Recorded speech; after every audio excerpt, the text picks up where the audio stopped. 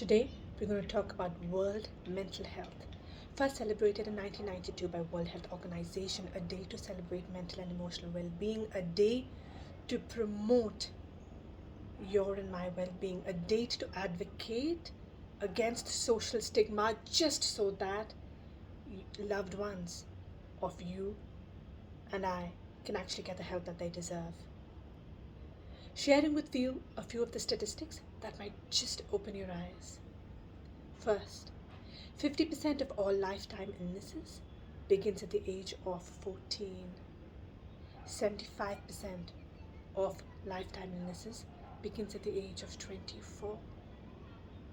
Suicide was the second leading cause of death in people between the age of 10 and 14 and between the age of 25 and 34. Now please let that sink in. 10 and 14 and 25 and 34. What have they even seen in the world? Imagine the pain that they had to go through. Imagine the rejection that they must have felt to be able to take their own life. People with depression have a 40% higher risk of developing metabolic diseases and cardiovascular diseases. So if you are fighting a label, fighting a diagnosis, fighting sadness, running away from the truth, then imagine what you're doing to yourself. Imagine the problems that you're creating for yourself. In 2020, an estimated 12.2 million American adults seriously thought about suicide. 3.2 million people actually attempted suicide, and 1.2 million died. That's huge. About 3 out of 5 people are mentally and emotionally unwell, and that, my friend, is a global statistic. 31.9% of adolescents have a diagnosed disorder. Imagine the ones that go undiagnosed. COVID impacted mental health for 59% Americans. Unfortunately, just 36.9% of those Americans that are diagnosed actually treat their diagnosis in the way it's meant to be treated, which means that they have found the wrong help or they're not getting help at all, maybe for social stigma. Anxiety statistics say that the most common age to develop panic disorder is 20 to 24 years. Again, so young. Panic disorders.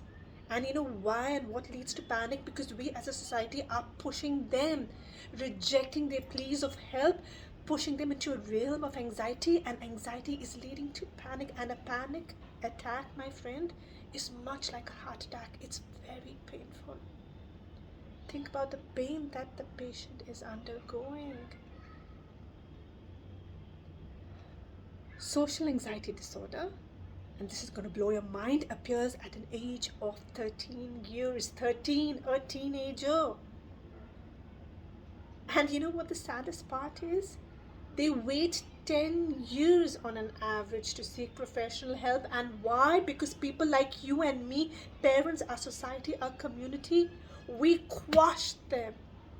We reject their pleas. We don't allow them to talk. 10 years of their life wasted. And in those 10 years, just think about the physical manifestation, think about the lifestyle diseases, think about the hormones that have run amok inside of you. Think about the expense, the health expense that those clinical disorders and diseases have caused just because you failed to seek mental and emotional help at the right time. Women suffer more from anxiety than men. 1 in 6.8 employees at your workplace actually suffer from a mental disorder. 1 in 6.8. Just think about that. There is evidence that states 12.7% of the sick days that an employee actually takes is because of a mental and emotional disturbance. What is your team doing? What is your company doing? What are you doing to support your employees. Employees with unresolved depression actually takes away 35% of their productivity and efficiency. So you're paying for 100% in salary to your employer, but what you're getting